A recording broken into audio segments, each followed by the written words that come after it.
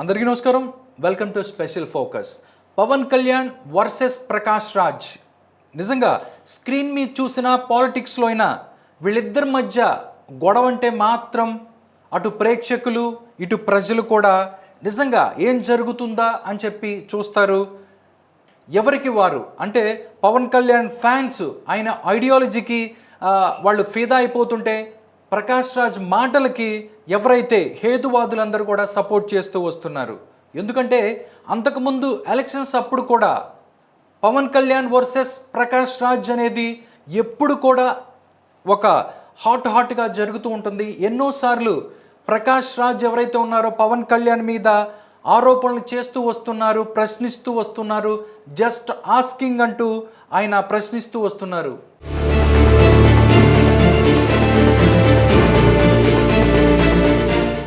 రీసెంట్గా 2-3 రోజులుగా ఎవరైతే రాముడు లక్ష్మణుడు సీత మీద సంచలన వ్యాఖ్యలు చేసి ఎవరైతే ప్రకాష్ రాజ్ ఉన్నాడో బీజేపీకి సంబంధించిన వాళ్ళు వీళ్ళందరూ కూడా ట్రోల్ చేస్తున్న పరిస్థితి కనిపిస్తుంది.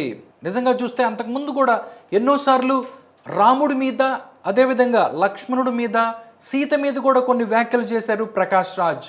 దానికి కౌంటర్గానే ఈరోజు చూసినట్టయితే పవన్ కళ్యాణ్ మహిళా బిల్లుకు సంబంధించి ఆయన ఎక్స్లో ఒక పోస్ట్ చేశారు. ఆ పోస్ట్ తర్వాత ఆ పోస్ట్కి కౌంటర్ ఇస్తూ ప్రకాష్ రాజ్ ఎక్స్లోనే కౌంటర్ చేసిన పరిస్థితి కనబడుతుంది. నిజంగా చూస్తే వాళ్ళు ప్రతిసారి కూడా ఎందుకంటే సనాతన ధర్మం అని చెప్పి పవన్ కళ్యాణ్ అంటే అసలు దేవుడే లేడు ప్రజలే ముఖ్యం అంటూ కూడా ఈయన మాట్లాడుతున్న పరిస్థితి కనబడుతుంది. ఇప్పుడు చూస్తే మహిళా రిజర్వేషన్ బిల్లుకు సంబంధించి పవన్ కళ్యాణ్ ఎక్స్లో ఒక ట్వీట్ చేశారు. ఆ ట్వీట్లో ఏముందో ఒకసారి చూద్దాం. ఒకసారి చూస్తే భారత శాసనసభలో మహిళల ప్రాధాన్యాన్ని బలోపేతం చేసే చారిత్రాత్మక అవకాశాన్ని ప్రతిపక్షం ఉద్దేశపూర్వకంగా అడ్డుకుంది. భారత ప్రజాస్వామ్యాన్ని బలోపేతం చేసి మహిళలకు సాధికారత కల్పించే పరివర్తనాత్మక సంస్కరణలకు మద్దతిచ్చే సంకల్పం ప్రతిపక్షంలో లేదని వారి వైఖరి స్పష్టం చేసింది. మహిళా రిజర్వేషన్ బిల్లుకు మద్దతు ఇవ్వటానికి నిరాకరించడం ద్వారా వారు మరోసారి జాతీయ పురోగతి కంటే రాజకీయ లెక్కలే ప్రాధాన్యతనిచ్చి సమ్మిళిత పాలన మరియు లింగ సమానత్వం దిశగా ఎంతో కాలంగా జరగాల్సిన ఒక ముందడుగును వాళ్ళు ఆలస్యం చేస్తున్నారు అని చెప్పి కూడా ఆయన ట్వీట్ చేసిన పరిస్థితి. దాన్ని కంటిన్యూ చేస్తూ ఈ చారిత్రాత్మక సంస్కరణకు మద్దతు ఇవ్వటం ద్వారా మహిళలకు సాధికారత కల్పించటంలోనూ ప్రజాస్వామ్య విలువలను పెంపొందించటంలోనూ ఉన్న సామాజిక నిబద్ధతను ప్రదర్శించి ఉండేవారు. ఎన్డీఏ మిత్రపక్షంగా ఈ కీలకమైన బిల్లును పార్లమెంటు ముందుకు తీసుకురావటంలో గౌరవ ప్రధానమంత్రి శ్రీ నరేంద్ర మోడీ గారి దూరదృష్టి గల నాయకత్వాన్ని జనసేన పార్టీ దృఢంగా స్వాగతిస్తుంది మరియు అభినందిస్తుంది.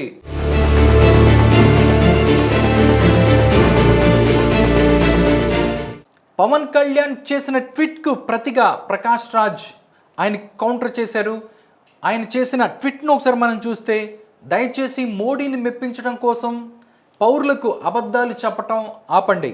మహిళా రిజర్వేషన్ బిల్లు 2023లోనే ఆమోదించబడింది.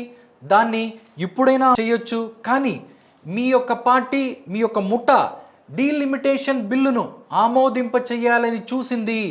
ఇది ఆంధ్రప్రదేశ్తో సహా దక్షిణ భారత రాష్ట్రాల ప్రాతినిధ్యాన్ని బలహీనపరుస్తుంది. మిమ్మల్ని డీసీఎం చేసిన ఆంధ్ర ప్రజల ఆత్మగౌరవాన్ని రాష్ట్ర హక్కులను అమ్ముకోవద్దని మిమ్మల్ని వేడుకుంటున్నాను. మీకు దీని మీద డిబేట్ చేయడానికి ఎక్స్ప్లెయిన్ చేయడానికి నేను చర్చకు సిద్ధంగా ఉన్నాను అని చెప్పి ప్రకాష్ రాజ్ చాలా ఘాటుగా విమర్శించారు. దీంతో యాక్స్లో ఒక వార్ కొనసాగుతుంది పవన్ కళ్యాణ్కి దాంతోపాటు ప్రకాష్ రాజ్కి మధ్య. నిజంగా ఎవరైతే ప్రకాష్ రాజ్ని ఎవరైతే హిందుత్వవాదులు దాంతోపాటుగా బీజేపీకి సంబంధించిన వాళ్ళు దాంతోపాటు ఎన్డీఏ పక్షాలకు సంబంధించిన పార్టీల వాళ్ళు అభిమానులు ఎవరైతే ఉన్నారో వాళ్ళందరూ కూడా ప్రకాష్ రాజ్ని విమర్శిస్తూ వస్తున్నారు. నిజంగా చూస్తే ఒక హీట్ను రగిలించింది అని చెప్పొచ్చు. ఎందుకంటే 2029లో ఎలక్షన్ జరగబోతుంది. అంటే డీలిమిటేషన్కి సంబంధించి మహిళా బిల్లులకు సంబంధించి కూడా ఈ రెండు బిల్లుల్ని పాస్ చేయించుకొని 2029లో ఎన్డీఏ అక్కడ గెలవాలి, సెంటర్లో మళ్ళీ అధికారంలోకి రావాలని చూస్తుంది అంటూ ప్రతిపక్షాలు కూడా విమర్శిస్తున్నాయి. పవన్ కళ్యాణ్కి ప్రకాష్ రాజ్ ఆత్మగౌరవాన్ని అమ్ముకోవద్దంటూ కౌంటర్ విసిరారు. లోక్సభలో 131వ రాజ్యాంగ సవరణ బిల్లు వీగిపోయిన అనంతరం అనూహ్యమైనటువంటి పరిణామాలు చోటు చేసుకుంటున్నాయి.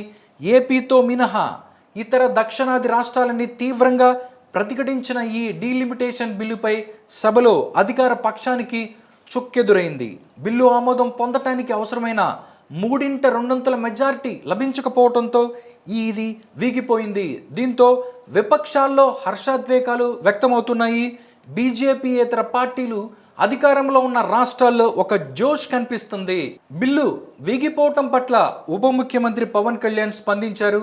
చట్టసభల్లో మహిళల ప్రాతినిధ్యాన్ని బలోపేతం చేయడానికి లభించిన చారిత్రాత్మక అవకాశాన్ని ప్రతిపక్షాలు కావాలని అడ్డుకున్నాయని చెప్పి ఆయన ఆరోపించారు. ఈ మేరకు ఆయన ట్వీట్ చేశారు. ప్రజాస్వామ్యాన్ని, మహిళల సాధికారతను పెంపొందించే సంస్కరణలను చేపట్టడం వారికి నచ్చట్లేదని విమర్శించారు.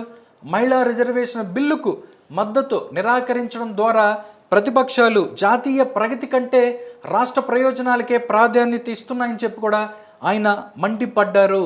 బిల్లు వీగిపోవటం సంస్కరణలతో కూడిన సమగ్ర పాలన, లింగ సమానత్వం దిశగా ఎంతో కాలంగా ఎదురుచూస్తున్న సామాజిక ప్రగతికి ఫుల్ స్టాప్ పెట్టినట్టయిందని చెప్పి ఆయన మాట్లాడారు. దీనికి ప్రతిపక్షాలు పూర్తి బాధ్యతను వహించాలని చెప్పి పవన్ కళ్యాణ్ అన్నారు.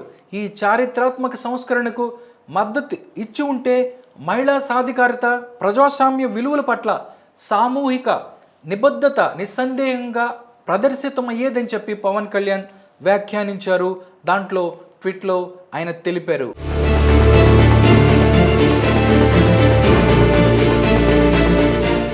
ఎన్డీఏ మిత్రపక్షంగా తాము ఈ బిల్లును పార్లమెంటుకు తీసుకొచ్చిన ప్రధానమంత్రి నరేంద్ర మోడీ గారి విజనరీ నాయకత్వాన్ని స్వాగతించామని చెప్పి గుర్తు చేశారు.